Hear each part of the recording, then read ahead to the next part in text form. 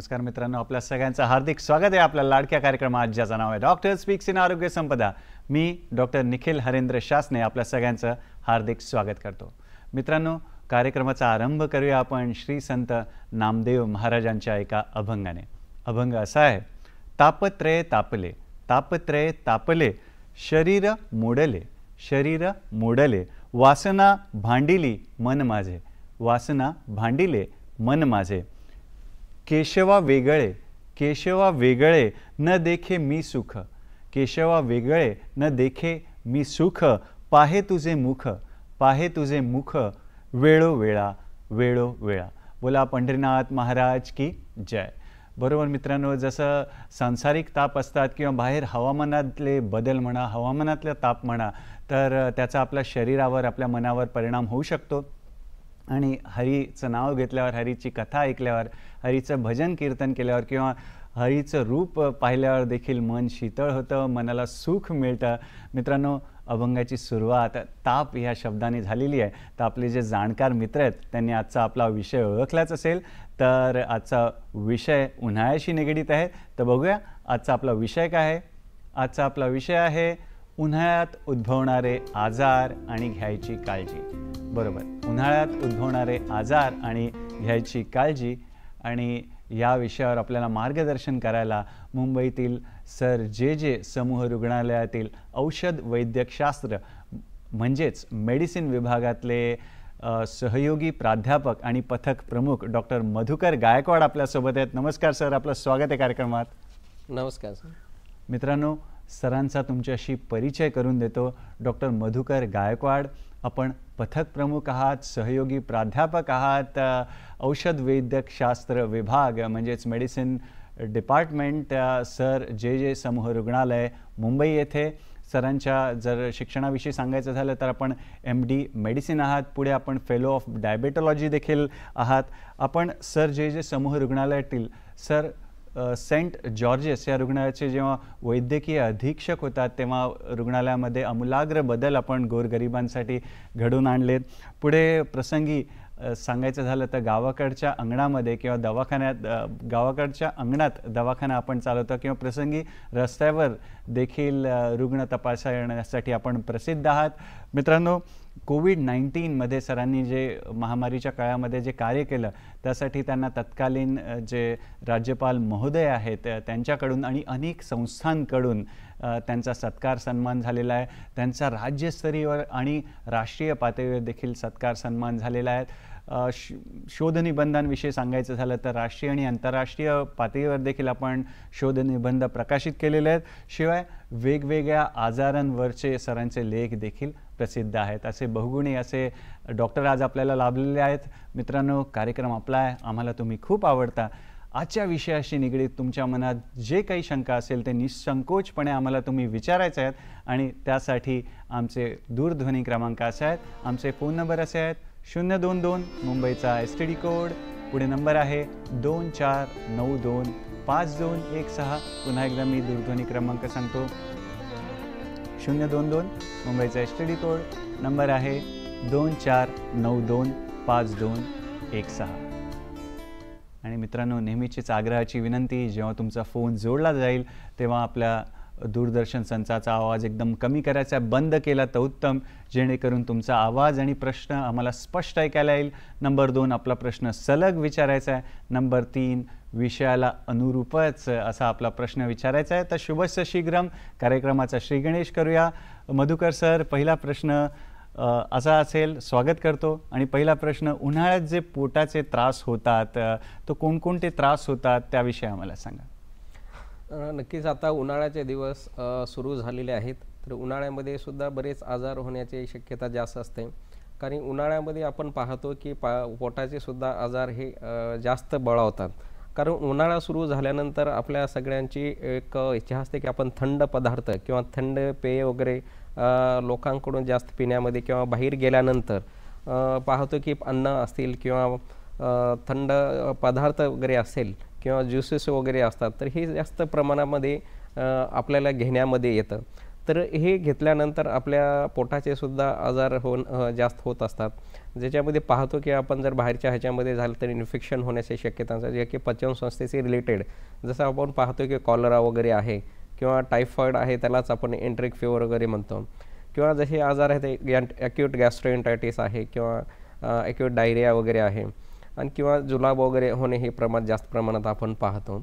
आणि ज्याच्यामध्ये लोकांना पोटात वगैरे दुखणे किंवा मळमळ वगैरे होणे किंवा पोटामध्ये क्रॅम्प्स वगैरे येणे, हे जे आजार आहेत की शक्यतो बाहेरचे पदार्थ किंवा बाहेरचे ज्यूस किंवा बाहेरचे थंड पाण्यामध्ये किंवा शक्यतो कॉन्टामिनेटेड वॉटर वगैरे असेल किंवा अशुद्ध वगैरे पाणी वगैरे पिण्यामध्ये आलेले असेल, तर हे शक्यतो आजार होतात. आणि ह्याच्या पाहतो की जे काही कावीळचे काही प्रकार आहेत, ज्याच्यामध्ये की हिपॅटायटिस ए आहे आणि हिपॅटायटिस ई आहे, हे सुद्धा आजार दूषित पाण्यातून किंवा खाण्यामधून जर आलं तर हे आजार शक्यतो आपल्या उन्हाळ्यामध्ये पाहतो की हे आपल्या पोटाशी निगडीत होण्याची जास्त शक्यता आहे. आणि डॉक्टर साहेब, उन्हाळ्यात जी कावीळ होते, जसं तुम्ही आता हेपॅटायटिस ए आणि ई म्हटलात, तर त्याविषयी आम्हाला जाणून घ्यायला आवडेल. आणि गर्भवती महिलांवर त्याचा पण काही परिणाम होतो असेल तर त्याविषयी देखील आम्हाला सांगा. नक्कीच कावीळचे तसे होण्याचे प्रकार भरपूर आहेत. जसे कावीळ जे आहे की हेपॅटायटिस बी आहे किंवा हेपॅटायटिस सी किंवा हेपॅटायटिस डी, हे यांचं रूट ऑफ ट्रान्समिशन हे वेगळ्या प्रकारे आपल्या शरीरामध्ये होत असतं. पण जे काही दूषित पाणी आहे किंवा दूषित खाण्यामध्ये जर आलं असेल तर हिपॅटायटिस ए आणि हिपॅटायटिस सी हे आजार होताना त्याच्यामुळे कावीळ वगैरे होतं, आणि त्याचा इफेक्ट आपल्या जे शरीरामधलं लिव्हर आहे त्याच्यावर होत असतं. त्याच्यामुळे आपण ज्यावेळेस ब्लड टेस्ट वगैरे करू तर त्याच्यामध्ये लिव्हर एन्झाईम्स किंवा कावीळ वाढलेले आपल्याला दिसून येईल. पण हे जर कावीळ सर्वसामान्य लोकांमध्ये होताना याला आपण म्हणतो की सेल्फ लिमिटिंग डिसीज म्हणतो, की आपण त्यांची जर योग्य काळजी घेतलं तर हे आजार आपण शक्यतो नॉर्मल होऊ शकतं. पण जे काही हेपॅटायटिस ई जो आजार आहे, जर आपण जे काही गरोदर स्त्री आहेत तर ह्यामध्ये जर झालं तर खूप डिफिकल्ट असतं किंवा लाईफ थ्रेटनिंग असतं, की कधी कधी त्याच्यामध्ये काही गरोदर स्त्रीचा मृत्यू सुद्धा होऊ शकतो. त्यामुळे हेपॅटायटिस ई ज्यावेळेस प्रेग्नंट लेडी किंवा गरोदर स्त्रीमध्ये होत असतं त्यावेळेस त्या स्त्रीची किंवा त्या रुग्णाची काळजी घेणं खूप गरजेचं असतं. शक्यतो ते कावीळ जे आहे त्याचे एन्झाईम्स वगैरे करणे किंवा कावीळ जर वाढलेले असेल ते लवकर आटोक्यात आणणं. कारण का आपल्या ज्यावेळेस गरोदर स्त्री ज्या असतात त्याच्यामध्ये सुद्धा बरेच शरीरामध्ये चेंजेस होत असतात, तर त्या चेंजेस होणं जे की हार्मोनल चेंजेस होऊ शकतात किंवा प्रतिकारशक्ती कमी होऊ शकतं, ज्याच्यामुळे हा हेपॅटायटिस ई आजार जास्त प्रमाणात होतो. आणि त्याच्यामध्ये हाय मॉर्टॅलिटी रेट म्हणतो, की सर्वसामान्य ज्यावेळेस कावीळ होतं हेपॅटायटिस ईमुळे कमी मॉर्टॅलिटी असते किंवा ते रिकवर लवकर होऊ शकतात. पण गरोदर स्त्रियामध्ये झाल्यानंतर त्याच्यामध्ये त्या गरोदर स्त्रीचे सुद्धा मृत्यू होऊ शकतो. त्यामुळे ह्या हेपॅटायटिस सी आणि किंवा दुसरे कावीळ जर झाले तर आपण त्याचे योग्य प्रकारे जे ब्लड टेस्ट किंवा काही जे ड्रग्स वगैरे असतील तर दिलं तर आपण ते आटोक्यात आणू शकतो. डॉक्टर साहेब, यावर महाराष्ट्राचे जे सांस्कृतिक शहर आहे पुणे, इथून आपल्याला फोन आलेला आहे. योगिता यांचा फोन आहे, बघूया त्यांचा प्रश्न काय. नमस्कार योगिता, आपलं स्वागत आहे आपल्या कार्यक्रमात. आपला प्रश्न विचारा. टीव्हीचा आवाज फक्त बंद करा जेणेकरून तुमचा आवाज आम्हाला प्रश्न स्पष्ट कळेल. टीव्हीचा आवाज बंद करा. माझी 18 वर्षाची मुलगी आहे. हां हां हॅलो. हां बोला. 18 वर्षाची मुलगी आहे माझी. तिला 2 महिने झालं पोटाचा त्रास होतोय. तर दवाखान्यात गेल्यावर डॉक्टरांनी सांगितलं की पित्ताचा त्रास आहे, परंतु पित्ताचे औषध घेऊनही काही होत नाही, फरक होत नाही. बरं सर, अजून काही विचारायचं तुम्हाला? अजून काही त्यांना त्रास होतो का पित्ताचा? अजून काही म्हणजे दुसरं काही सांगितलं का कशामुळे झालेलं आहे? जर हॅलो फक्त हां हां बरं, तुमचा प्रश्न कळला योगिता. उत्तर ऐकूया आपण सरांकडून. सर, ढोबळमानाने असं कळतंय की 18 वर्षाची मुलगी आहे, तिला जरा पित्ताचा त्रास होतोय तर उन्हाळ्याच्या याच्यामध्ये, तर औषधोपचार सुरू आहे. तर काय सांगाल, म्हणजे काय करायला पाहिजे? त्यांना जर पित्ताचा वगैरे त्रास असेल किंवा पित्ताचा त्रास हा कशामुळे होतं हे आपण तसं डायग्नोसिस करणं खूप गरजेचं आहे. जसे की सोनोग्राफी वगैरे आहे किंवा गरज पडली तर CT स्कॅन पोटाची करणे गरजेचं आहे. कारण का पित्ताशयामध्ये जर खडे वगैरे झाले असतील, आपण त्याला म्हणतो गॉल ब्लॅडर स्टोन्स वगैरे आहे किंवा दुसरे काही ऑब्स्ट्रक्टिव्ह जॉन्डिस वगैरे आहे का, किंवा पित्ताशयाचे दुसरे काही आजार आहे का ज्याच्यामुळे आपल्याला गॅस्ट्रोएंटरोलॉजिस्ट किंवा त्याच्यामध्ये जर एंडोस्कोपी वगैरे करण्याची गरज पडली तर हे जे काही डायग्नोसिस केल्यानंतर आपल्याला योग्य प्रकारे निदान करून आणि त्याच्यानुसार आपण ट्रीटमेंट जर केली की ते 2 महिन्यापासून ज्यांना त्रास होतो म्हणजे बरेच दिवस झाले त्यांना त्रास व्हायला लागला, तर हे सोनोग्राफी किंवा सिटी ॲब्डॉमिन किंवा गॅस्ट्रोएंटरोलॉजी गरज पडले तर एंडोस्कोपीज वगैरे करून त्याच्यावर योग्य प्रकारे निदान झाल्यावर त्याच्यानुसार जर गरज पडल्याचं पोटात खूप दुखत असेल तर आपण गॅस्ट्रोएंटरोलॉजी किंवा सर्जनची ॲडवाईस घेऊन आपण ते गॉल ब्लॅडर किंवा कोलेसिस्टेक्टॉमी करू शकतो. जसे की आजकाल लॅप्रोस्कोपिक कोलेसिस्टेक्टॉमी आहे, जिथे की पोटसुद्धा ओपन करण्याची गरज पडत नाही. तर मला असं वाटतं की पित्ताशय कशाच्यामुळे होतं हे योग्य पहिलं निदान करणं गरजेचं आहे असं मला तरी त्यांच्या प्रश्नावर वाटतं. फारच छान. असेच मित्रांनो तुम्ही फोन करून आम्हाला प्रश्न विचारत जरा तुमच्या मनात ज्या शंका आहेत त्याविषयी. आज उन्हाळ्यातले जे त्रास आहे, आजार आहेत त्याविषयी आपली चर्चा सुरू आहे डॉक्टर मधुकर गायकवाड यांच्यासोबत. डॉक्टर साहेब, आत्ताच तुम्ही सांगितलं की पोटदुखीचं किंवा पोटाचं जे अपचन होतं, विषबाधा होते, फूड पॉयझनिंग होतं, त्याचे कारण काय आहे, त्याची लक्षणं काय ते पण आम्हाला सांगा. नक्कीच ज्यावेळेस आपण बाहेरचं खाण्यात किंवा बाहेरचं पिण्यामध्ये आल्यानंतर त्यावेळेस रुग्णाला शक्यतो पोटात वगैरे दुखणे किंवा मळमळ वगैरे येणे आणि त्याच्यामुळे डोकं वगैरे दुखणे किंवा गरगरणे किंवा चक्कर वगैरे येणे सुद्धा असं प्रकार होत असतात. किंवा ज्यावेळेस आपल्या शरीरामध्ये पोटामध्ये किंवा लूज मोशन्स किंवा वॉमिटिंग जर जास्त झालेले असेल तर त्यामुळे आपल्या शरीरातलं पाणी आणि इलेक्ट्रोलाइट्स कमी वगैरे होतं. त्यामुळे हातपाय वगैरे दुखणे किंवा हातामध्ये क्रॅम्प्स वगैरे येणे किंवा पायामध्ये गोळे वगैरे येणे हे जे प्रकार आपण पाहतो तर हे किंवा पोटामध्ये आकडून पोट वगैरे दुखणं किंवा त्याला अपडाऊन क्रॅम्प्स वगैरे आपण म्हणतो. तर असे काही प्रकार जर आपल्याला ह्या पाण्यामध्ये किंवा बाहेर खाण्यामध्ये लक्षात आले तर आपण समजू शकतो की ते शक्यतो आपण पोटाशी निगडीत त्यांना काहीतरी आजार झालेले आपण सांगू शकतो. आणि डॉक्टर साहेब, पचन संस्थेला किंवा पोटाची काळजी उन्हाळ्यात कशी घ्यावी, काय खावं, काय टाळावं हे देखील आम्हाला सांगा. ज्यावेळेस उन्हाळ्यामध्ये आपण पाहतो की उन्हाळा असल्यामुळे आपण शक्यतो पण जास्त थंड पदार्थ घेण्याची जास्त आपल्याला सवय असते. तर ज्यावेळेस आपण बाहेर वगैरे जातो तिथले पाणी किंवा जाताना आपले पाणी वगैरे घेऊन सोबत जाणे गेले असायला पाहिजे किंवा कॉन्टामिनेटेड वॉटर किंवा दूषित पाणी आहे का नाही हे बघून घ्यायला पाहिजे. आणि शक्यतो बाहेर वगैरे तेलकट पदार्थ असतात किंवा तळलेले पदार्थ वगैरे किंवा स्पायसी फूड्स वगैरे आहेत हे शक्यतो आपण उन्हाळ्यामध्ये त्यांनी टाळायला वगैरे पाहिजे. आणि जे काही गरम पेय वगैरे असतील तर हे सुद्धा आपण टाळलं किंवा आपण बाहेरचे पदार्थ किंवा ज्यूस वगैरे आहे, ऊसाचा ज्यूस असेल किंवा नारळ पाणी असेल किंवा लिंबू पाणी वगैरे जे घेत असतो किंवा बाहेरचे उघड्यावरचे अन्न पदार्थ वगैरे खाताना आपण ते चांगले आहेत का नाही की त्याच्यामुळे आपल्याला काही त्रास होणार नाही ह्याची जर काळजी घेतली तर जे काही उन्हाळ्यामध्ये आपल्याला काही पोटाचे आजार होतील किंवा पोटामुळे आपल्याला इन्फेक्शन होण्याची शक्यता आहे आणि ज्यामुळे आपली पचनसंस्था ती बिघडणार नाही. तर ह्या प्रकारे आपण बघितलं तर हे आपण जे काही आजार आहे की पुढे जाऊन आपल्याला शक्यता जास्त त्रास होऊ शकतो. तर ही काळजी जर आपण चांगल्या प्रकारे घेतली तर आपण हे जे काही होणारे आजार आहेत आपण टाळू शकतो. फारच छान. छत्रपती संभाजीनगरहून येथे आपल्याला फोन आलेला आहे. धोत्रे यांचा फोन आहे, कारभारी धोत्रे. बघूया त्यांचा प्रश्न काय आहे. नमस्कार, आपलं स्वागत आहे कार्यक्रमात. आपला प्रश्न विचारा. हां हां, आपला प्रश्न विचारा. कारभारी धोत्रे, आपला प्रश्न विचारा. तो ये ना आपलं हे पोट टाईट होतं.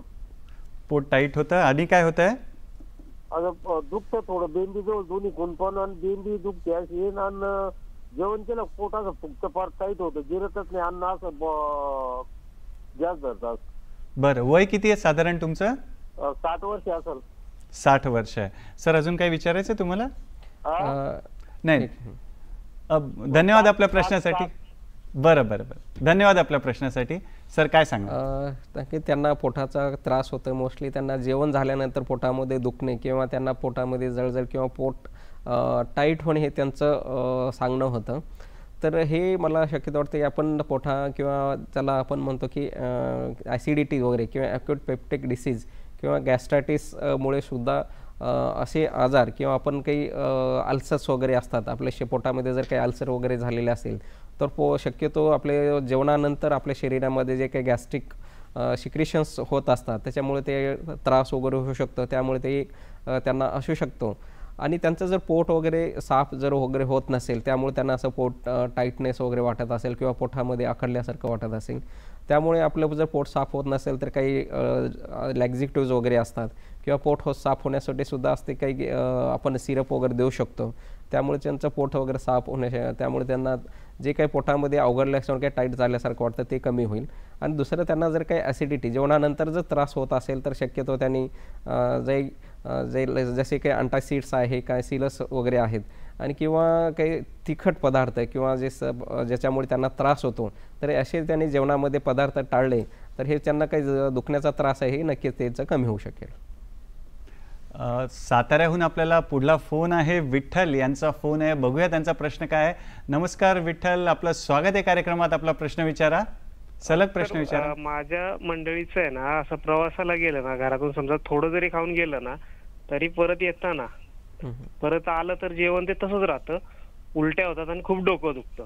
बरं, कधीपासून होत आहे, वय काय आहे? हे आता बरेच दिवस झाले. तसे त्याचं वय 35 आहे. बरं, 5-6 वर्ष झाले असं होतं. प्रवासात गेलं ना बाहेर उन्हात की तो प्रॉब्लेम होतो. बरं, वाढवतो जरा. धन्यवाद आपल्या प्रश्नासाठी. आपण उत्तर ऐकूया सरांकडून. काय सांगणार? त्यांना जेवण वगैरे केल्यानंतर जेवण करताना जर ट्रॅव्हलिंग केल्यानंतर किंवा बऱ्याच जणांना आपण पाहतो की मोशन सिकनेस म्हणतो त्याला आपण, ज्यांना की ट्रॅव्हलिंगमध्ये त्यांना मळमळ होणे, उलटी होणे हे प्रकार आपण लहान मुलामध्ये किंवा बऱ्याच रुग्णामध्ये किंवा बऱ्याच लोकांना ट्रॅव्हलिंग हे सहन होत नाही. तर ट्रॅव्हलिंगच्या वेळेस अगोदर शक्यतो आपण आहार वगैरे काही जे तेलकट आहे किंवा स्पायसी फूड्स असतील आणि साधा आहार जर घेऊन आपण ट्रॅव्हलिंग केलं किंवा तर त्याच्या शक्यता आपण असे उलटी किंवा मळमळ होणे किंवा डोकं वगैरे दुखणे हे आपल्याला टाळता येईल. आणि जर आपण मोशन सिकनेसचा कंटिन्यू जर त्याला त्रास होतच असेल तर काही ड्रग्स वगैरे किंवा टॅबलेट्स वगैरे असतात की जे आपण ट्रॅव्हलिंगच्या अगोदर घेऊ शकतो किंवा ट्रॅव्हलिंगच्या होत असताना आपण देता येते. त्यामुळे आपण डॉक्टरांना विचारून ते जर टॅबलेट्स वगैरे आपण जर वापरले तर ह्यांना जे काही त्रास होत आहे तर हे आपण जर बघितलं तर ते होणार नाही. त्याला आपण मेडिकल टर्म जे आहे त्याला मोशन सिकनेस हा प्रकार आहे, त्यामुळे त्यांना तो त्रास होतोय. फारच छान. मित्रांनो, उन्हाळ्याविषयी चर्चा सुरू आहे. उन्हाळ्यात जे होणारे त्रास आहे त्याविषयी चर्चा सुरू आहे. मित्रांनो, वेळ झाली एका छोट्याशा विश्रांतीची. पाहत आपला लाडका कार्यक्रम ज्याचं नाव आहे डॉक्टर स्पीक्स इन आरोग्य संपदा, फक्त आणि फक्त सह्याद्री वाहिनीवर. प्रत्येक घरासाठी, घरातल्या प्रत्येकासाठी.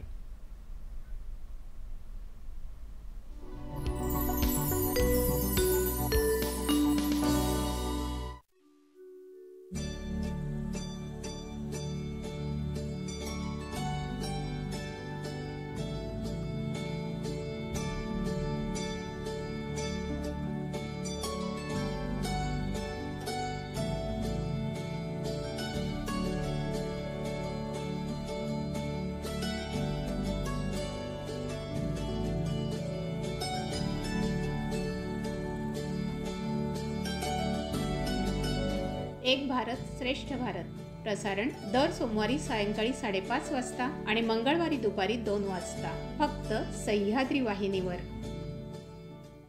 जाणून घेऊया आपल्या जवळपास घडणाऱ्या घटनांचं विश्लेषण, त्यामागील असणारी वास्तविकता तसंच विविध विषयांवरील तज्ज्ञ मंडळींची मतं फक्त आपल्या हॅलो सह्याद्री या कार्यक्रमात.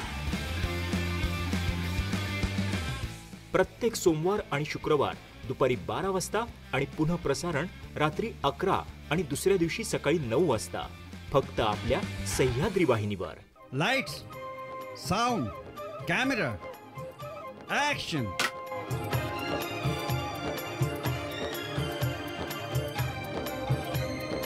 तराने पुराणे सोमवार ते शुक्रवार सकाळी 8 वाजता, सोमवार ते गुरुवार सायंकाळी 5 वाजता आणि रात्र 10:30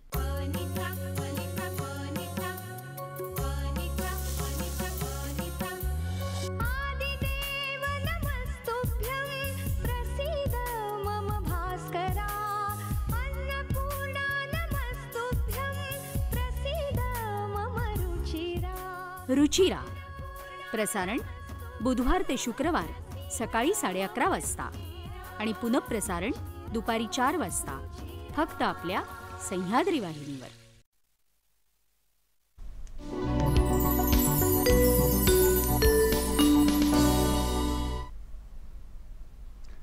विश्रांतीनंतर पुन्हा एकदा आपलं स्वागत आहे आपल्या लाडक्या कार्यक्रमात ज्याचं नाव आहे डॉक्टर स्पीक्स इन आरोग्य संपदा. आणि आज आपली चर्चा सुरू आहे उन्हाळ्यात होणाऱ्या आजारांविषयी आणि आपल्याला काय काळजी घेतली पाहिजे त्याविषयी. आणि या विषयावर मार्गदर्शन आपल्याला करत आहेत सर जे समूह रुग्णालय यातील डॉक्टर मधुकर गायकवाड. या वळणावर आपल्याला एक फोन आलेला आहे. फोनवर प्रश्न काय तो आपण बघूया. नमस्कार, आपलं स्वागत आहे कार्यक्रमात. आपला प्रश्न विचारा. हा नमस्कार साहेब, शिवानंद बोलतो. हा माझा प्रश्न असा आहे, आता उन्हाळ्याच्या दिवसामध्ये आपण मोठी व्यक्ती इकडे तिकडे उन्हामध्ये काम करत असतो, फिरत असतो, त्यामुळे आम्ही पाणी कमी पिल्यामुळे आपल्याला शरीरामध्ये कोणता त्रास उद्भवतो किंवा काय त्याच्या आरोग्यावर परिणाम होतो, आणि लहान मुलं जी असतात. हां, धन्यवाद शिवानंद आपल्या प्रश्नासाठी. डॉक्टर साहेब काय सांगा. तसं आपण ते डिस्कस करतच आहोत की उन्हाळ्यामध्ये अजून काही आजार होणारे असतात ते, कारण उन्हाळ्यामध्ये उष्माघात होण्याची शक्यता जास्त असते. बाहेर वगैरे काम करताना जे आहे ते कंटिन्यू आणि पाणी वगैरे पिणं खूप गरजेचं आहे. आणि जर तहानं वगैरे जरी लागले नसले तरी पाणी पित राहणे हे शक्यतो जास्त चांगलं गरजेचं आहे. कारण लहान मुलं आणि जे ज्येष्ठ नागरिक आहेत त्यांना जास्त शक्यतो त्रास होण्याची शक्यता जास्त असते. ज्याच्यामुळे जर उष्माघात झाला तर आपल्या शरीरातलेच काही महत्त्वाचे ऑर्गन त्याच्यावर इफेक्ट होत असतो. त्यामुळे ज्यावेळेस तुम्ही शेतामध्ये किंवा बाहेर कुठे काम करत असता त्यामुळे आपलं हायड्रेशन किंवा आपल्या शरीरामधलं जे पाण्याचं प्रमाण कमी होत असतं हे प्रमाण मेंटेन करणं खूप गरजेचं असतं. म्हणून मला तुम्हाला असं सांगावं असं वाटतं की तुम्ही बाहेर जाताना किंवा बाहेर कुठे काम करत असताना आपल्यासोबत पाण्याची बॉटल वगैरे ठेवणे किंवा पाणी वगैरे कोणत्या ह्याच्यामध्ये ठेवणे.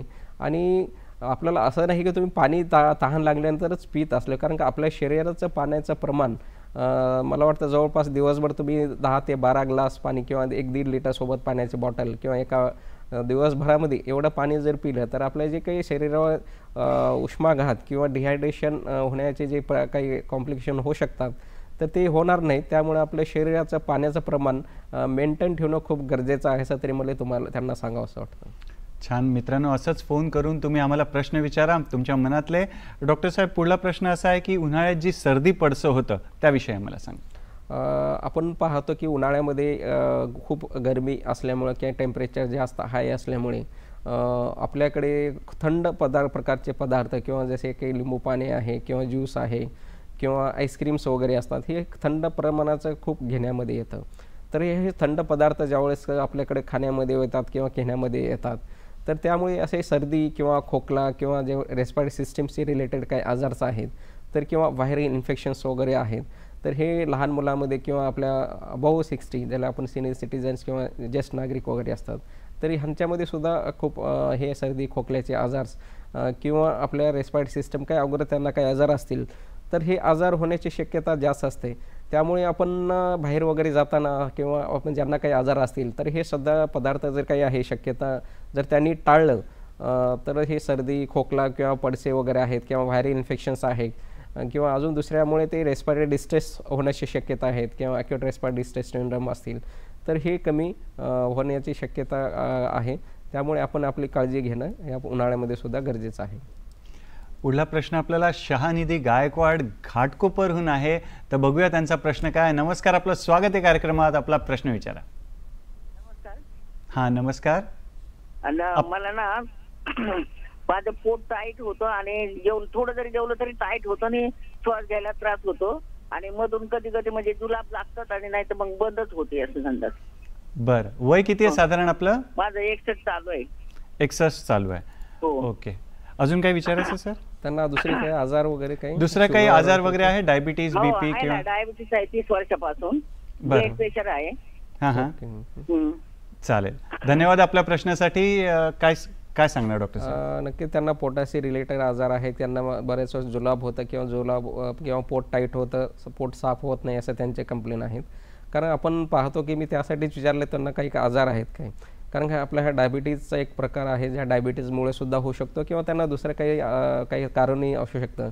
पण यांच्यामध्ये असं मला वाटतं की डायबिटिक एक ऑटोनॉमिक डिस्फंक्शन आपल्या ज्यावेळेस शुगरचे पेशंट्स वगैरे असतात तर आपल्या काही काळानंतर 5 ते 10 वर्षानंतर आपले जे GI सिस्टीम आहे त्यामुळे सुद्धा ह्या शुगरच्या हाय प्रमाणामुळे सुद्धा आपल्या सिस्टीमवर त्याचा इफेक्ट होत असतो. त्यामुळे किंवा वयानुसार आपले फिजिओलॉजिकल चेंजेस असतात किंवा आपली जी GI सिस्टीमची जी मोटिलिटी असते ती सुद्धा कमी होत जात असते. त्यामुळे सुद्धा असं कॉन्स्टिपेशन होण्याची शक्यता जास्त असते किंवा डायबिटिकमुळे ऑटोनॉमिक डिस्फंक्शनमुळे सुद्धा किंवा कधी कॉन्स्टिपेशन कधी डायरिया ह्याच्यामुळे सुद्धा होऊ शकतं. त्यामुळे त्यांनी योग्य डॉक्टरांच्या सल्ल्यानुसार किंवा जर जुलाब होत असलं तर ते त्याच्यावरही आपण कंट्रोल करू शकतो, किंवा होत नसेल किंवा कॉन्स्टिपेशन होत असतं तर लॅक्झिटिव्ज वगैरे देऊन आपण ते पोट वगैरे साफ होण्यासाठी दिलं जाऊ शकतं. त्यामुळे हे आहेत का दुसरं काही आहे का हे सुद्धा त्यांना तपासून करून त्याचं निदान करणं गरजेचं आहे. तर मला तर ह्यांच्या केसमध्ये वाटतं की शुगरच्या इफेक्टमुळे सुद्धा त्यांच्या GI सिस्टमवर इफेक्ट झालेला असं मला तर वाटतं. ओके, धन्यवाद आपल्या प्रश्नासाठी. डॉक्टर साहेब, पुढला प्रश्न की हे जे उन्हाळ्यात सर्दी पडसं होतं ते कसं टाळावं आणि गार थंड पाणी वगैरे थंड पेय आपण पितं ते प्यावं की नाही ते देखील आम्हाला सांगा. आपण पाहतो की आपल्या जर काही आजार्स वगैरे असतील किंवा आपण ज्याच्यामुळे सर्दी किंवा खोकले झाल्यानंतर ते ॲक्यूट एक्झॅसरेबेट होऊ शकतात, ज्याच्यामुळे आपल्याला त्रास होऊ शकतो. शक्यतो बाहेर वगैरे जाताना किंवा एक चांगल्या प्रकारचे जर पेय वगैरे असतील किंवा आपण बऱ्याच ठिकाणी फ्रीजमधलं पाणी पिलं जातं किंवा थंड माठामधलं पाणी वगैरे जर असेल किंवा थंड ज्युसेस वगैरे आहेत किंवा आईस्क्रीम्स वगैरे आहेत, तर आपल्याला ज्याच्यामुळे किंवा ॲलर्जिक काही कॉजेस वगैरे असतील त्यांना, तर शक्यतो आपण अशा प्रकारचे टाळायला पाहिजे. शक्यतो थोडंसं एक्स्ट्रीम कोल्ड किंवा एक्स्ट्रीम हॉट अशा काही पदार्थ वगैरे असतात त्यामुळे आपल्या बॉडीला सहन होणार नाहीत, शक्यतो असे टाळायला पाहिजे. ज्याच्यामुळे कारण अति थंड पदार्थसुद्धा घेतल्यानंतर हे जे काही आपले रेस्पिरेटरी सिस्टमचे आजार्स आहेत की मी म्हटलं किंवा पोटाचे आजार्स आहेत तर हे होऊ शकतात. म्हणून आपण योग्य प्रकारे आपण आपली काळजी घेऊन हे पदार्थ आपण घेतलं वगैरेच पाहिजे. डॉक्टर साहेब, आम्हाला उन्हाळ्यात जो दम्याचा त्रास होतो किंवा बालदमा म्हणतात किंवा अस्थमाचा त्रास जो होतो त्याविषयी थोडं सांगा. कारण का जे काही त्यांना आपण म्हणतो की COPD आहे किंवा चाइल्डहुड अस्थमा लहान मुलामध्ये असू शकतो किंवा एल्डरली किंवा सिनियर लोक असतात त्यांच्यामध्ये क्रोनिक ऑब्स्ट्रक्टिव्ह पल्मोनरी डिसीज किंवा आपल्या रेस्पिरेटरी सिस्टम श्वसनसंस्थेचे रिलेटेड आजार्स वगैरे असू शकतात. तर असे आजार्स किंवा दुसरे काही ॲक्यूट ब्रॉन्कायटिस आहे किंवा क्रोनिक ब्रॉन्कायटिस किंवा इंटरस्टिशियल लंग डिसीज आहे, त्यांना कंटिन्युअस ऑक्सिजन किंवा पंप वगैरे घेण्याची गरज पडत असेल तर अशा रुग्णामध्ये ज्यावेळेस किंवा सर्दी खोकला किंवा इव्हन व्हायरल इन्फेक्शन जर झाले असतील किंवा काही अजून दुसरे काही जर कोणाला स्मोकिंग करण्याचे हॅबिट्स वगैरे असतील ज्याच्यामुळे हे ॲक्यूट एक्झॅसरेवेशन ऑफ ब्रॉन्कियल अस्थमा किंवा COPD होण्याची शक्यता जास्त असते. त्यामुळे सर्दी खोकला किंवा दुसरे काही हॅबिट्स वगैरे असतील आपण हे जर कंट्रोल केलं की कारण का हे थोडं जरी लहान मुलामध्ये आपली जे पाहतो की प्रतिकारशक्ती काही कमी असते आणि वय 60 झाल्यानंतर जे की ज्येष्ठ नागरिक वगैरे असतात त्यांच्यामध्ये सुद्धा प्रतिकारशक्ती कमी झालेली असते. म्हणून अशा रुग्णामध्ये जे हाय रिस्क ग्रुपमध्ये म्हणतो की ह्यांना जास्त होण्याची शक्यता असते. त्यामुळे हे ज्यावेळेस सर्दी खोकला हे झाल्यानंतर आपण इमिडिएटली डॉक्टरांना दाखवून त्यांच्या सल्ल्यानुसार आपण जर ट्रीटमेंट घेतली तर हे ॲक्यूट एक्झॅसरेबेट होण्याचे जे आहेत तरी आपण कमी करू शकतो. अरे छान मित्रांनो, या वळणावर आपल्याला कल्याणहून फोन आहे. अशोक धात्रक यांचा फोन आहे, बघूया त्यांचा प्रश्न काय. हॅलो डॉक्टर साहेब. हा नमस्कार, आपला प्रश्न विचारा. स्वागत आहे कार्यक्रमात. अशोक धात्रक बोलतोय.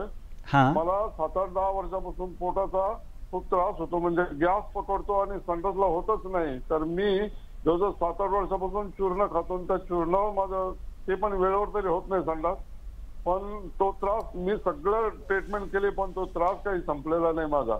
तर त्याच्यावर काय मला सजेशन मिळेल तर चांगलं होईल.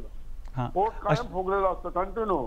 बरं, आपलं वय सांगता. माझं आता 68 वर्ष चालू झालंय. 68 वर्ष. धन्यवाद आपल्या प्रश्नासाठी. डॉक्टर साहेब काय सांगा.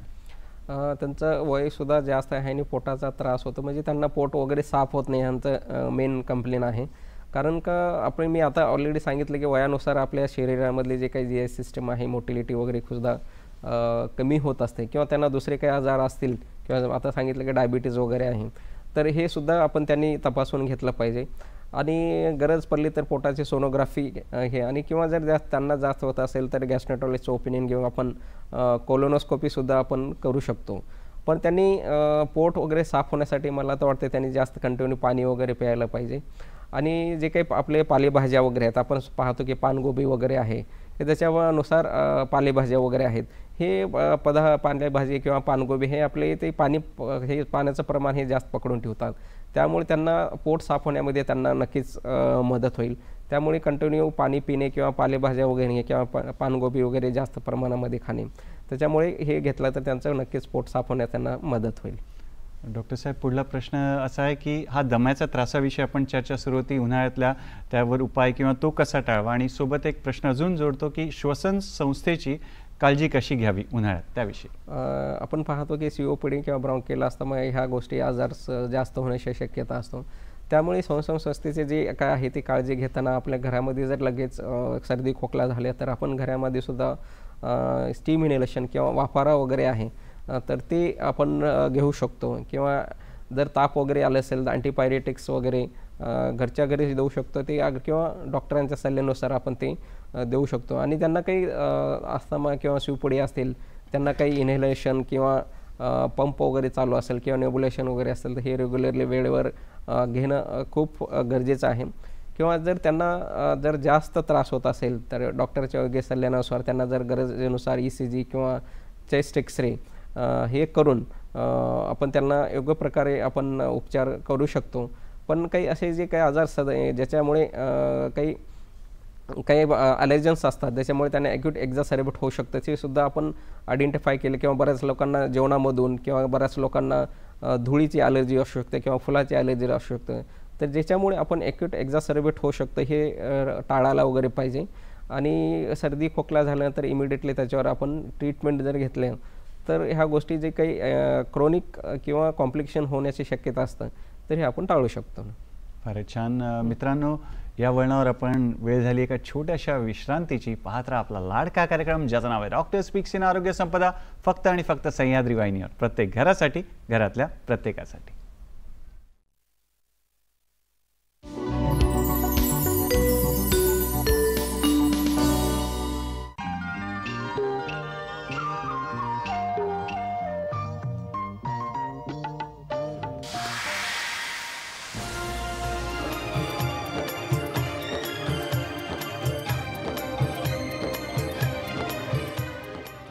चित्रगीत शुक्रवारी सायंकाळी 5 वाजता, शनिवारी सायंकाळी 6:30 रविवारी सकाळी 8 वाजता आणि रात्री 8 वाजता.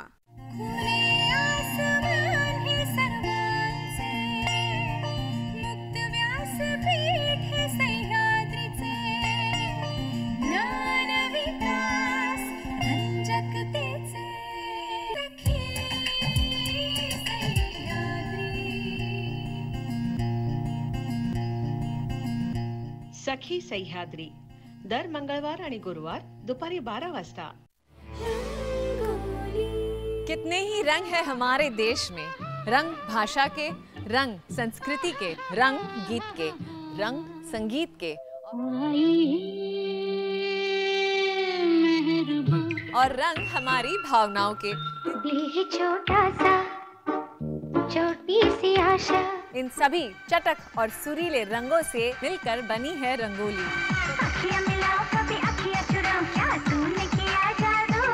रंगोली प्रसारण दर रविवारी दुपारी 12 वाजता, दर गुरुवारी दुपारी 2:30 आणि रात्री 8:30 वाजता दूरदर्शनच्या सह्याद्री वाहिनीवर. तुमच्या आमच्या अर्थकारणाचा अर्थ बंदा रुपया, अर्थकारणाचा अर्थपूर्ण अनुभव बंदा रुपया. प्रसारण सोमवार मंगळवार सकाळी 9 वाजता दूरदर्शनच्या सह्याद्री वाहिनीवर. बंदा रुपया.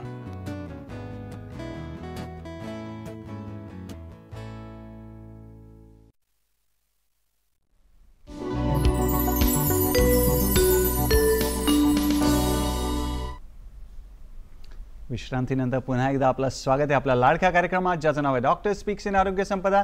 आणि आपली आज चर्चा सुरू आहे उन्हाळ्यात होणाऱ्या त्रासाविषयी, आजारांविषयी आणि आपण काय काळजी घ्यायला पाहिजे त्याविषयी. डॉक्टर मधुकर गायकवाड आपल्याला मार्गदर्शन करतायत. या वळणावर आपल्याला एक फोन आलेला आहे, नगरहून फोन आहे. गोविंद गायकवाड यांचा फोन आहे, बघूया त्यांचा प्रश्न काय आहे.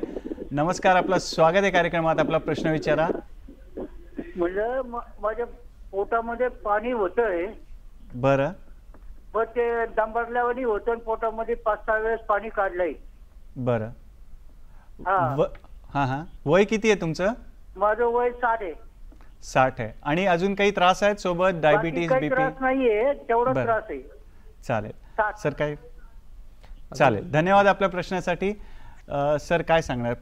पोटात पुन्हा त्यांना पोटात पाणी झाल्याने आपण त्यांना असायटिस म्हणतो. त्यांनी मला वाटतं बरेच वेळेस त्यांनी असायटिक टायपिंग वगैरे केलेले आहे, ते पॅरासिंथेसिस वगैरे.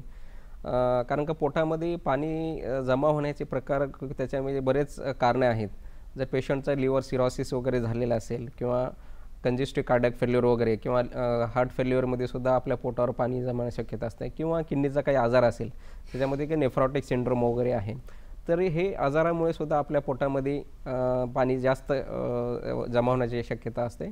किंवा मोस्टली आपल्या इंडियन पेशंट्समध्ये बघितलं तर सिरोसिस ऑफ लिव्हर, जर काही त्यांना सिरोसिसचे बरेच कारणं वगैरे आहेत, तर असायटिस हे त्याचे फ्लूइड वगैरे काढून आपण वेगवेगळ्या प्रकारे त्याची तपासणी केलं जातं, तर रिपीटेडली त्यांना आपण पॅरासिंथेसिसही करावं लागेल. आणि जे नेमकं जर खाली काही कॉज असेल तर ते कॉज ट्रीट करणे खूप गरजेचं असतं. आता लिव्हरचा असेल तर लिव्हर ट्रान्सप्लांट हा शेवटचा ऑप्शन असतो, किंवा टिप्स प्रोसिजर्स वगैरे आहेत, किंवा हार्टचा काही प्रॉब्लेम असेल तर त्यांना डायरेटिक्स वगैरे घेऊ शकतात, किंवा नेफ्रॉटिक सिंड्रोम असेल किंवा दुसरे काही आजार असतील तर त्याची जर ट्रीटमेंट केली तर हे पोटामध्ये जर पाणी वगैरे साचणं कंटिन्यू चालू आहे किंवा त्यांना काढावं लागतं, तर ह्या गोष्टी आपण त्या ट्रीटमेंटमुळे कमी होऊ शकतं. डॉक्टर गायकवाड, आम्हाला हे पण सांगा की उन्हाळ्यामध्ये त्वचेचे काय काय किंवा कुठकुठले त्रास होऊ शकतात त्याविषयी आम्हाला सांगा. पाहतो की उन्हाळ्यामध्ये शक्यतो आपल्याला पाहतो की सगळीकडे जो बरेच लोकांमध्ये घामामुळे बरेच स्किनचे आजार्स वगैरे वाढताना दिसतात. कारण बाहेर वगैरे जाताना बरेच लोकांनी आपले टाईट कपडे वगैरे घालणे किंवा डार्क कलरचे कपडे आपण वगैरे वापरतो, किंवा घरी आल्यानंतर आपल्या त्वचेची योग्य प्रकारे काळजी घेतली नाही, किंवा बरेच वेळेस आपण भरपूर घाम आल्यानंतर थंड पाण्याने किंवा घरी आल्यानंतर अंघोळ वगैरे करणे सुद्धा खूप गरजेचं आहे. तर अशा वेळेस आपल्या घामामुळे आपल्या शरीरावर बरेच वेळेस स्किन वगैरे ड्राय होणे किंवा स्किन लालसर पडणे किंवा स्किन टॅनिंग वगैरे म्हणतो किंवा ड्राय स्किन वगैरे होण्याची शक्यता असते. आपण लहान मुलांमध्ये पाहतो की घामोळ्याचा एक प्रकार आपण खेड्यामध्ये आढळून येतो किंवा त्याला घामोळ्या वगैरे हा शब्द त्या वापरला जातो. जर आपण शक्यता आपल्या शरीरामधले की आपल्या त्वचेवर काही पोर्स वगैरे असतात तर हे कधी जर बंद वगैरे झाले असतील तर हे आजारसुद्धा ह्या स्किनचे होऊ शकतात. किंवा बऱ्याच वेळेस कंटिन्यू घाम किंवा मॉइस्ट झाल्यामुळे फंगल इन्फेक्शन्स वगैरे आपल्या त्वचेचे होऊ शकतात. किंवा स्किन बर्न्स किंवा स्किन टॅनिंग वगैरे आपण पाहतो की त्वचा वगैरे आपल्या चेहऱ्यावरचे त्वचा वगैरे काळी वगैरे पडणे. तर हे उन्हाळ्यामध्ये आपण आपल्या स्किनचे जर काळजी नाही घेतले तर ह्या स्किन रिलेटेड किंवा स्किन ॲलर्जीज वगैरे होणे किंवा स्किन इचिंग वगैरे होणे ह्या जे गोष्टी आहेत ह्या प्रमाणामध्ये आपण ह्या स्किनचे आजार आपल्या उन्हाळ्यामध्ये घामामुळे वाढत असतात. डॉक्टर साहेब, उन्हाळ्यात जे बुरशीजन्य आजार होतात म्हणजे जसं की फंगल इन्फेक्शन म्हणा, तर त्याविषयी आम्हाला सांगा आणि ते कसे टाळावे ते देखील आम्हाला. कारण का आपल्या शरीरामध्ये उन्हाळ्यामध्ये घाम जास्त येत असतो, त्यामुळे आपल्या शरीरामध्ये काही ठिकाणी फंगल इन्फेक्शन्स हे जास्त होत असतात. त्यामुळे आपले तिथे डॉक्टरच्या सल्ल्यानुसार अँटीफंगल्स क्रीम वगैरे आपण लावू शकतो किंवा अँटाहिस्टेमिनिक्स ड्रग्स वगैरे आपण घेऊ शकतो. किंवा काही आपल्या शरीरावर ॲलर्जी वगैरे असेल त्यामुळे आपण डॉक्टरांच्या सल्ल्यानुसार लोशन्स वगैरे वापरलं तर ते सुद्धा इचिंग वगैरे कमी होऊ शकतो. आणि आपण आपली त्वचा चांगल्या प्रकारे मॉइस्ट ठेवणे किंवा ज्या असेल तर ती क्रीम्समुळे कमी होऊ शकतो.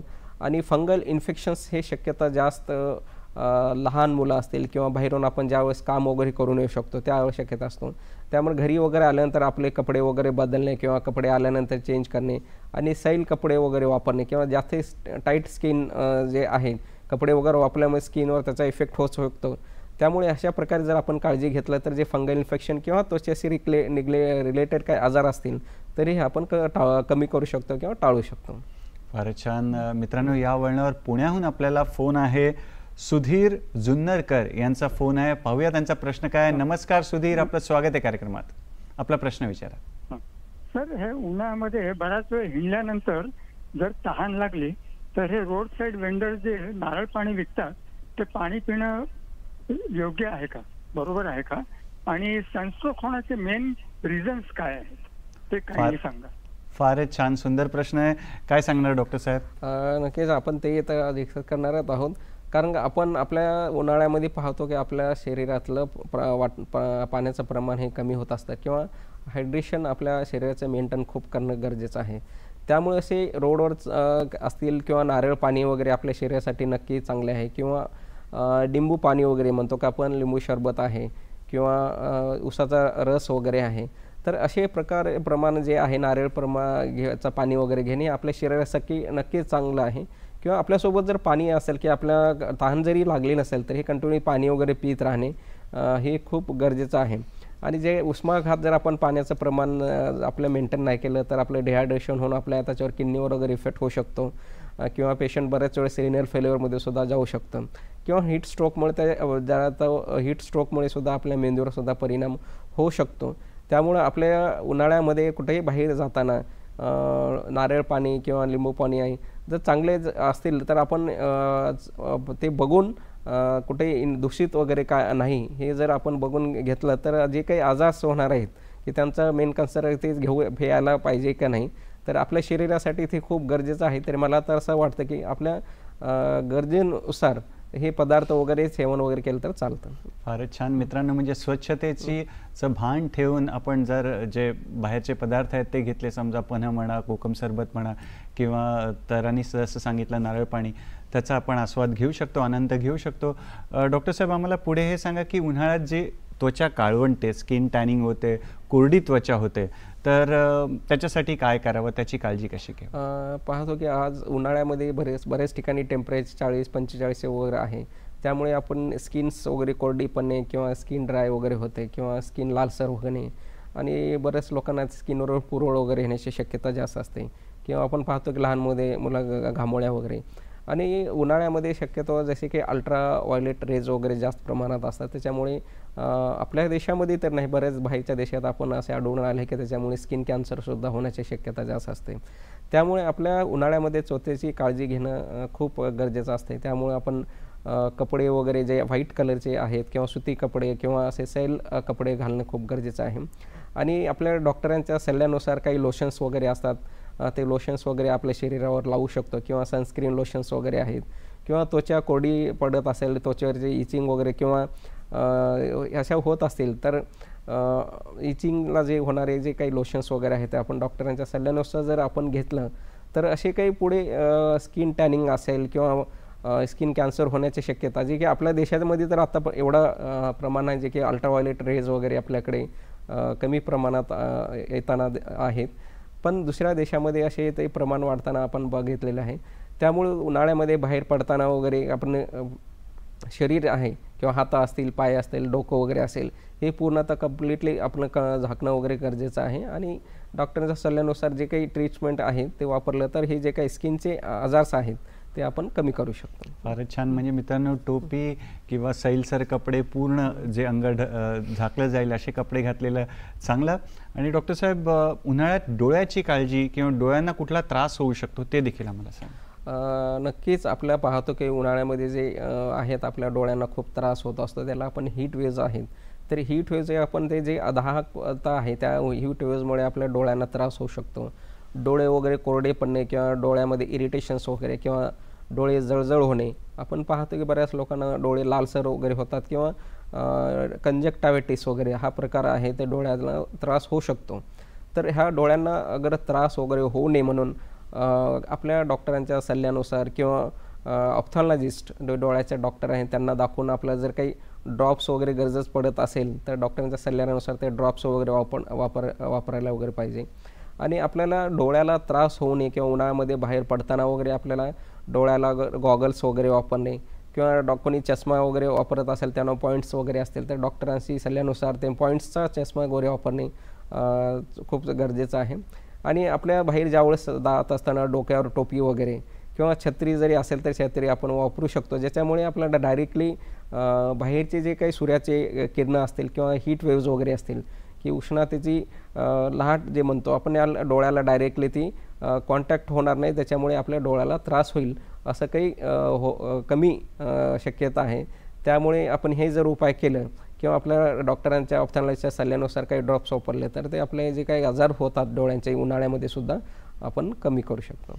फारच छान. डॉक्टर साहेब, आता आपण लघवीच्या संस्थेकडे वळूया की उन्हाळ्यात जी उन्हाळी लागते म्हणा किंवा लघवीचं इन्फेक्शन होतं तर त्याविषयी आम्हाला सांगा. कारण का आपण पाहतो की उन्हाळ्यामध्ये आपण आपल्या शरीराच्या घामामुळे आपलं पाण्याचं प्रमाण वगैरे कमी होत असतं.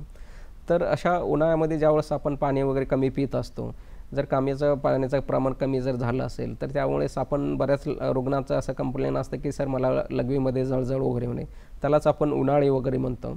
किंवा युरिनरी ट्रॅक इन्फेक्शन्सचा प्रमाण बऱ्याच रुग्णामध्ये आपल्याला आढळून येतो, जसे की डायबेटिक पेशंट्स आहेत किंवा युरिनरी सिस्टीमचे काही ऑलरेडी आजार आहेत, तर अशा रुग्णामध्ये युरिनरी ट्रॅक इन्फेक्शन्स किंवा लघवीमध्ये जळजळ होणे किंवा उन्हाळी लागणे हा प्रमाण आपण पाहतो की ह्या उन्हाळ्यामध्ये जास्त प्रमाणात आढळून येत असतं.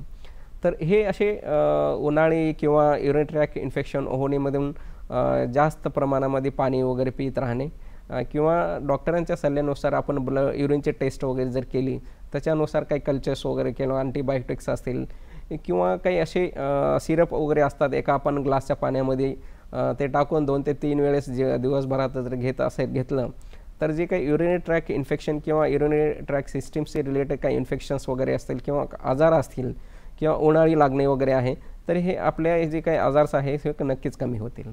फारच छान. डॉक्टर साहेब, मगाशी आपल्याला पुण्याहून एक फोन आलेला उष्माघाताविषयी, म्हणजे हीट स्ट्रोक विषयी त्यांचा प्रश्न होता.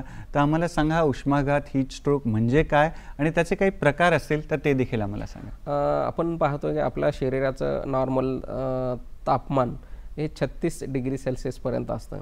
कारण आपल्या शरीराचं तापमान हे मेंटेन करताना जे आपल्या शरीरामधून घाम वगैरे येत असतं, तर हे घाम हे येण्याची एक नॉर्मल प्रक्रिया आहे. त्याच्यामुळे आपली शरीर हे आपलं थंड किंवा कूल ठेवलं जातं.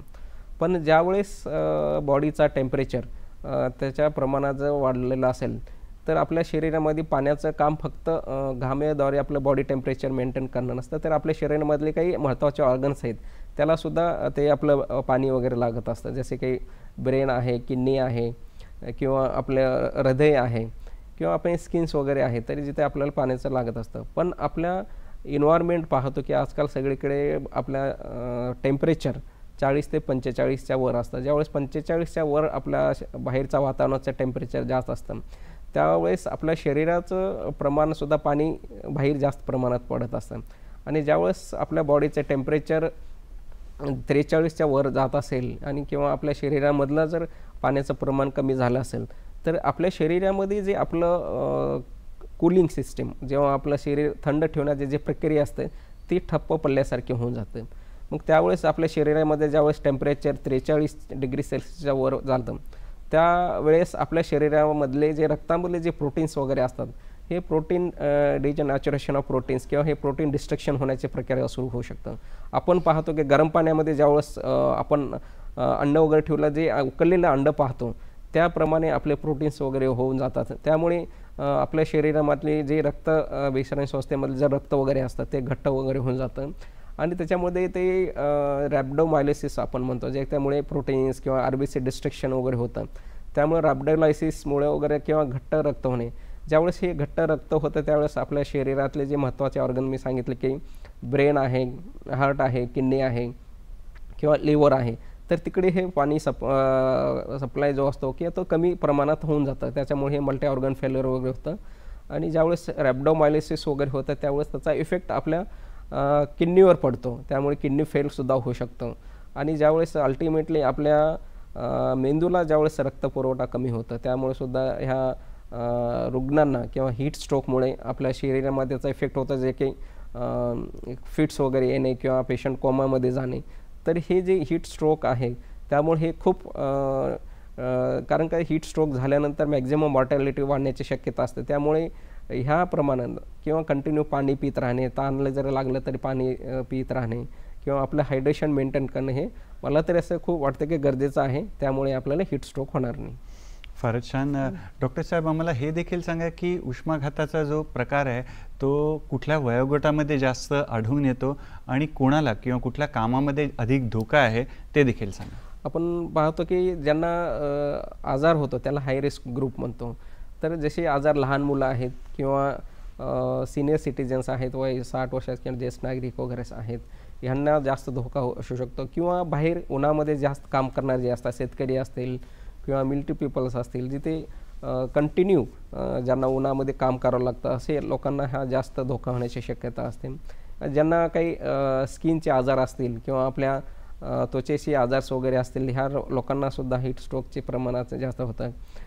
किंवा जे काही रुग्ण अँटीसायकोटिक ड्रग्स असतील, तर हे ड्रग्स घेणारे जे काही रुग्ण आहेत, तर ह्यांच्यामध्ये सुद्धा हा हीट स्ट्रोकचं प्रमाण जास्त होऊ शकतो. किंवा ओबेसिटी पेशंट्स आहेत किंवा ते कोणी रेनल ट्रान्सप्लांट असेल, किडनी ट्रान्सप्लांटचे पेशंट्स असतील, तर हे हाय रिस्क ग्रुपमध्ये असतात किंवा कोमॉर्बिड कंडिशन ज्यांना आहेत, तरी हे यांना जास्त शक्यतो हीट स्ट्रोक होण्याची शक्यता ह्या रुग्णामध्ये आपल्याला आढळून येतं. आणि हीट स्ट्रोकवर ची लक्षणं काय आहेत आणि त्याच्यावर उपचार कसे करतात हे देखील आम्हाला आणि आमच्या मित्रांना. कारण का हीट स्ट्रोकचे लक्षणं आपण पाहतो की असे रुग्ण वगैरे ज्यावेळेस त्यांचं बॉडी टेम्परेचर वाढलेलं असतं आणि त्यांना पोटात दुखणे किंवा मळमळ होणे आणि त्वचा वगैरे कोरडी पडणे, त्वचा वगैरे लालसर वगैरे होणे आणि त्याचा इफेक्ट जर जास्त झाला तर लोकांनी कन्फ्युजनल स्टेट किंवा डेलिरियम वगैरे म्हणतो की लोकांना काही त्यांना आपण ते पेशंट रुग्ण काय बोलतो हे सुद्धा त्यांना कळत नसतं. त्याच्यामुळे त्याच्या मेंदूवर डोक्यावर इफेक्ट झालेला असतं, जसे की डेलिरियम आहे किंवा बऱ्याच रुग्णांना फिट्स वगैरे येणे किंवा कन्व्हल्जन्स वगैरे होऊ शकतं. आणि हे कन्व्हल्जन्स झाल्यानंतर बरेच पेशंट रुग्णसुद्धा डायरेक्टली कोमामध्ये सुद्धा जाऊ शकतात. त्यामुळे हे असे जे काही रुग्ण वगैरे आहेत की ज्यांना ह्यांना काही असं वाटत असेल किंवा रॅब्डोमायलिसिस वगैरे झालेलं असेल तर सिव्हिरिटीमध्ये त्यांच्या किडनीवर इफेक्ट होऊन त्यांचं युरिन आउटपुट वगैरे सुद्धा जे आहे की लघवीचं प्रमाण वगैरे कमी होत असतं. तर ही जर लक्षणं जर आपल्याला आढळले असेल तर ह्या लोकांनी आपल्याला लगेच डॉक्टरांना दाखवून घेणं खूप गरजेचं आहे. फारच छान. डॉक्टर साहेब, वेळेला मर्यादा आहे, तर जाता जाता आमच्या मित्रांना तुम्ही काय संदेश देणार? मला असं वाटतं की उन्हाळा वगैरे आहे ते ही स्ट्रोक होण्याची शक्यता जास्त आहे. तरी कोणी बाहेर वगैरे जाताना आपली स्वतःची काळजी घेणं खूप गरजेचं आहे. बाहेर जाताना डोक्याला टोपी वगैरे किंवा छत्री वगैरे वापरायला पाहिजे किंवा गॉगल्स वगैरे. आणि कपडे वगैरे वापरताना व्हाईट कलरचे किंवा सुती कपडे आणि कंटिन्यू आपलं हायड्रेशन मेंटेन करणं गरजेचं आहे. आणि जे किंवा चहा कॉफी वगैरे घेणे शक्यतो उन्हाळ्यामध्ये आपण टाळायला पाहिजे किंवा कोणी काही अल्कोहोल इंटेकची हिस्ट्री किंवा कोल्ड्रिंक्स वगैरे घेण्याचे हे पदार्थ वगैरे सुद्धा टाळायला पाहिजे. पण अशी हे जे काळजी घेतलं किंवा उन्हामध्ये आपण पाहतो की ज्यावेळेस शक्यतो 12 ते 4च्या दरम्यान काम वगैरे त्यांनी करताना टाळायला पाहिजे. सकाळी किंवा संध्याकाळी जर हे कामाचे आवर्स किंवा वर्किंग आवर्स आपण आपले स्वतःच्या उन्हाळ्यानुसार चेंज केलं तर नक्कीच हे आपलं काही हीट स्ट्रोक आहेत किंवा दुसरे आजार आहेत आपण टाळू शकतो. फारच छान. डॉक्टर मधुकर गायकवाड, तुमचे खूप खूप आभार, धन्यवाद. आमच्या दूरदर्शनच्या सह्याद्री वाहिनीतर्फे, आमच्या आरोग्य संपदाच्या टीमतर्फे आणि आमचे जे प्रेक्षक मित्र आहेत त्यांच्यातर्फे. मित्रांनो, वेळेला मर्यादा आहे, पण आमचं जे प्रेम आहे त्याला मर्यादा नाही आहे. त्यासाठी पुढील भागात नवीन विषय घेऊन आम्ही पुन्हा भेटायला येणारच आहोत आपल्या लाडक्या कार्यक्रमात, ज्याचं नाव आहे डॉक्टर स्पीक्स इन आरोग्य संपदा, फक्त आणि फक्त सह्याद्री वाहिनीवर, प्रत्येक घरासाठी, घरातल्या प्रत्येकासाठी. धन्यवाद, नमस्कार.